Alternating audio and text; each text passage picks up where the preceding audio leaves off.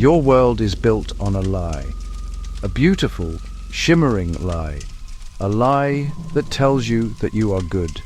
It tells you that your choices are clean.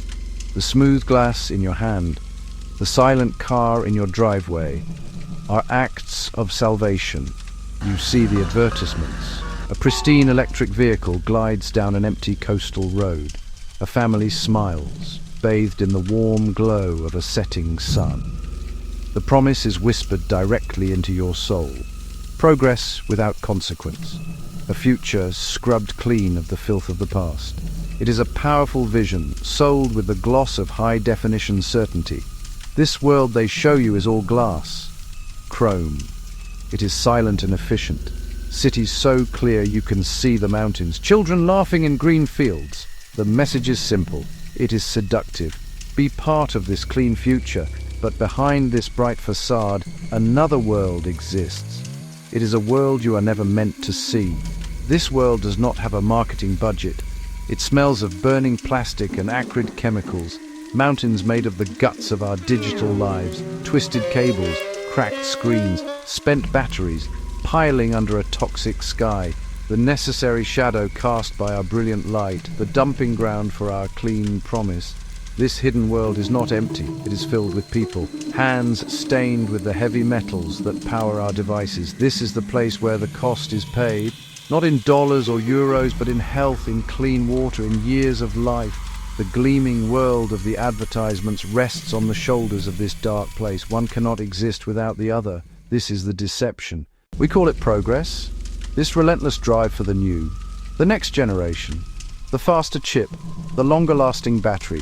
Each innovation arrives with a promise of a cleaner, more efficient existence. The electric car does not spew exhaust on your street.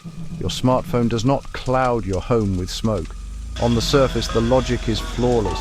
We are solving the problems of the old, dirty, industrial age, engineering our way out of a crisis. Smarter, faster, better for the planet, or so we think. But this is a dangerous paradox. Every step forward creates a new kind of footprint. The tech that promises clean air is born from processes that poison the earth. The devices that connect our world leave behind disconnection from nature, from health, from justice.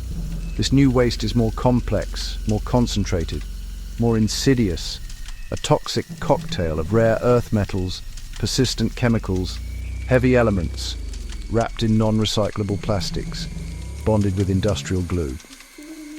Where does this new poison go? It follows the path of least resistance.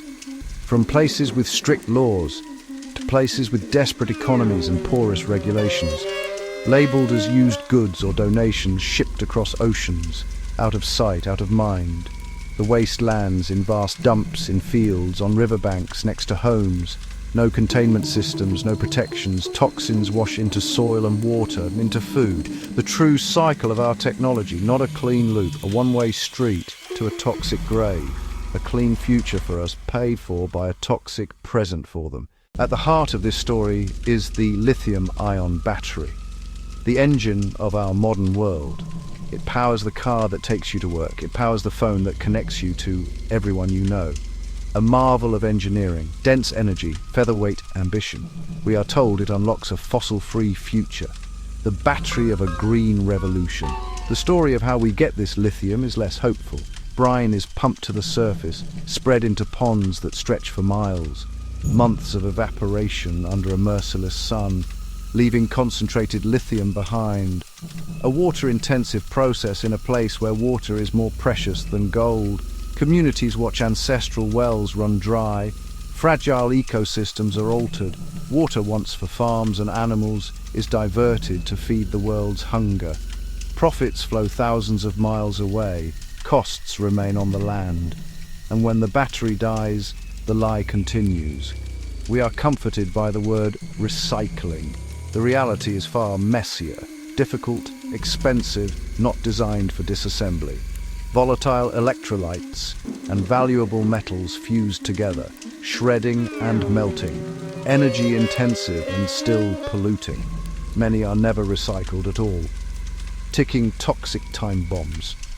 As first-generation EVs retire, A new mountain rises. Collecting, transporting, processing these behemoths is staggering. We race into an electric future without a plan for its waste. The loop spins faster. Innovation, obsolescence, disposal. Each year the pile grows. Each year more toxins seep.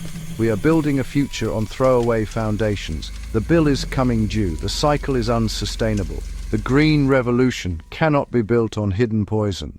Travel to the coast of West Africa, the outskirts of Accra, Ghana, a global symbol of our electronic waste crisis.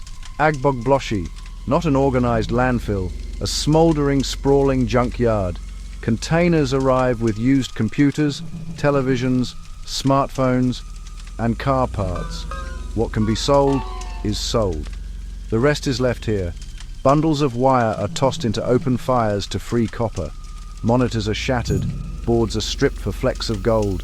Every breath, lead, cadmium, mercury, and dioxins. The ground becomes a toxic sponge. Now, to the deserts of Chile, near lithium ponds, another graveyard grows. Piles of heavy modules, some damaged, many just obsolete. Far harder to handle than a foam battery. Under harsh sun, chemistry degrades, a silent threat to a fragile desert. From burning fields in Ghana to silent deserts in Chile, the story is the same. The beautiful objects we desire become toxic burdens elsewhere. The contrast is brutal and absolute. The sleek device in a store, its charred husk under a child's feet. Graveyards of technology, in places with the least power to refuse them. We have not eliminated pollution. We have outsourced it. A clean future here, a toxic present there. The ghost of our progress has an address and a face. This is where the green dream is buried and where the truth begins. The cost is human. The reckoning is global. Listen closer. Hear the ghost in the machine. This is the human threshold. This is not a story about abstract pollution or statistics. It is a story about human bodies, men, women, and children. For them, the toxic ghost is not a metaphor. It is the air they breathe. It is the water they drink. It is the dust on their food, the dust in their homes. For a few dollars a day, they dismantle our discarded technology. The health impacts are devastating and documented. Chronic coughs, skin rashes, headaches, alarming levels of lead in their blood, levels known to cause permanent neurological damage and stunt development. Toxic fumes from burning plastic and metals, linked to lung disease, linked to cancer. Heavy metals leach into soil and water, contaminating the food chain. The cost is physical and social, a cycle of poverty and illness. When parents are too sick to work, their children take their place. Childhood is traded for survival. The same toxins, or at a more vulnerable age. Immediate pay outweighs distant illness. Profit is captured at the top, convenience enjoyed in the middle. The toxic cost is paid by the poorest and most vulnerable. Their illness is not an accident. It is the externalized cost of our convenience. This is the human toll. Change is possible, but it must be designed in dignity, safety, fair wages, non-negotiable. Laws can stop waste from flowing to those least able to bear it. Repairability, longevity, accountability.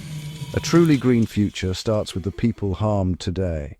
The clean green future can still be real, but not on a foundation of hidden poison and outsourced pain. It must be built on honesty. Pull back the curtain on the gloss. Acknowledge the full life cycle of what we own. To ignore this is to perpetuate injustice. A clean world for some cannot be built on a toxic world for others.